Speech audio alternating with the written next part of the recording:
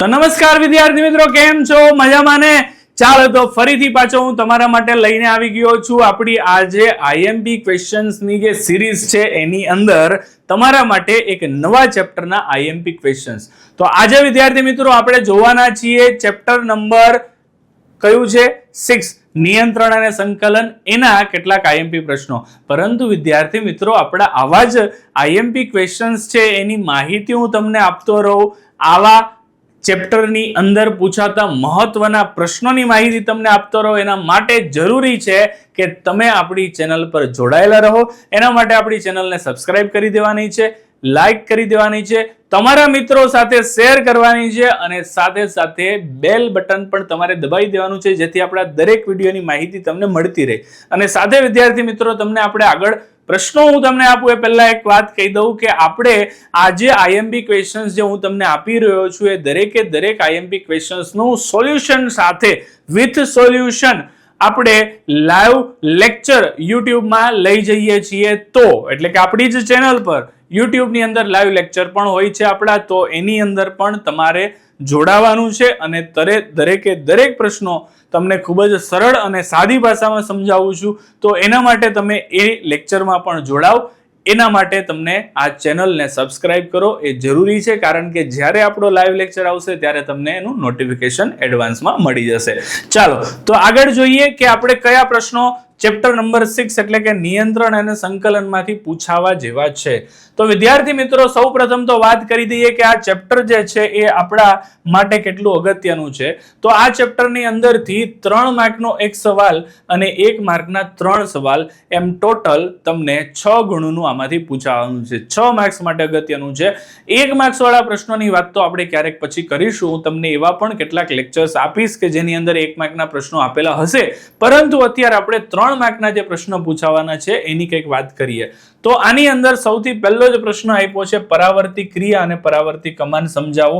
તો 3 ગુણની અંદર 2 અલગ અલગ પ્રશ્નો છે, 2 અલગ અલગ પ્રશ્ન, પરાવર્તી ક્રિયા પણ પરાવર્તી કમાન પણ. તો આ બંને પ્રશ્નો છે તે 3 ગુણની અંદર પૂછાઈ શકે એવા છે.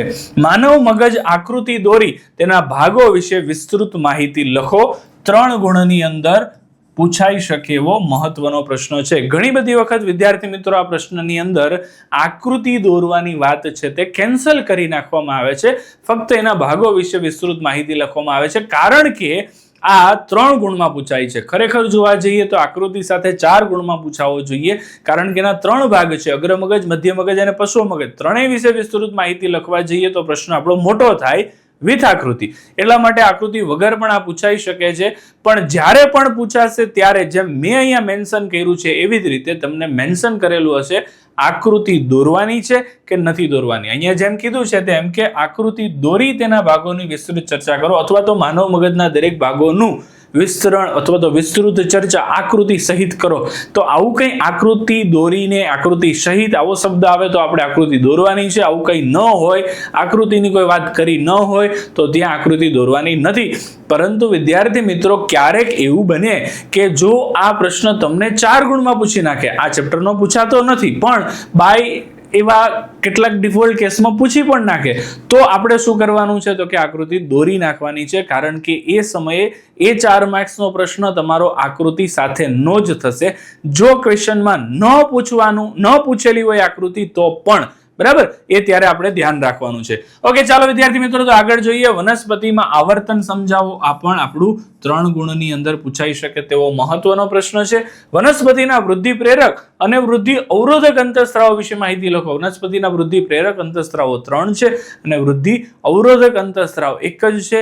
તો આ 4 અંતઃસ્ત્રાવો વિશે આપણે અહીંયા શું થશે, માહિતી લખવાની થશે, જે આપણું 3 ગુણમાં પૂછાઈ શકે તેવું છે. ત્યાર પછી મોસ્ટ ઇમ્પોર્ટન્ટ ક્વેશ્ચન છે, મારો સૌથી વધારે મનગમતો પ્રશ્ન, મને પર્સનલી સૌથી વધારે ગમતો પ્રશ્ન એ છે આ: પ્રાણીઓમાં લડવાની કે દોડવાની ક્રિયાની સ્થિતિમાં કયો અંતઃસ્ત્રાવ મુક્ત થાય છે અને તેના વિશે જણાવી તેના કાર્યો લખવાના છે. અને આ અંતઃસ્ત્રાવ કયો છે તો કે એ અંતઃસ્ત્રાવ છે એડ્રીનાલિન. કયો અંતઃસ્ત્રાવ છે? એડ્રીનાલિન. આ એડ્રીનાલિન અંતઃસ્રાવ છે આપણો પહેલો જવાબ થઈ ગયો. અને એના કાર્ય વિશે અથવા તો એ જ્યારે સ્ત્રાવ પામે છે ત્યારે કઈ કઈ ઘટનાઓ બને, તેની અસરો શું છે, આ દરેક વસ્તુ છે તે આપણી પૂછાય છે. આ પ્રશ્ન પણ આપણો 3 ગુણમાં પૂછાઈ શકે તેવો મોસ્ટ આઈએમપી ક્વેશ્ચન છે. પ્રાણીઓના અંતઃસ્રાવના ઉણપથી થતા રોગો વિશેની માહિતી આપવાની છે. આ પણ 3 ગુણની અંદર પૂછાઈ શકે તેવો મહત્વનો પ્રશ્ન છે. અંતઃસ્રાવોની લાક્ષણિકતા જે છે એ પણ મહત્વનો પ્રશ્ન છે જે 3 ગુણની અંદર પૂછાઈ શકે એવો છે. ઓકે, તો વિદ્યાર્થી મિત્રો, આની અંદર જે પ્રશ્નો મેં તમને આપેલા છે તે ખૂબ જ મહત્વના પ્રશ્નો છે અને આ દરેક પ્રશ્નોની જો તમે તૈયારી કરી નાખશો તો આઈ ડોન્ટ થિંક કે આ ચેપ્ટરમાંથી તમારે એક પણ માર્ક્સ છે તે ગુમાવવાનો રહેશે. ચાલો, તો વિદ્યાર્થી મિત્રો, આવી જ રીતના કેટલાક અવનવા નવીન આઈએમપી વાળા વિડીયો લેક્ચર્સ છે તેને જોવા માટે આપણી ચેનલને સબસ્ક્રાઇબ કરી દો.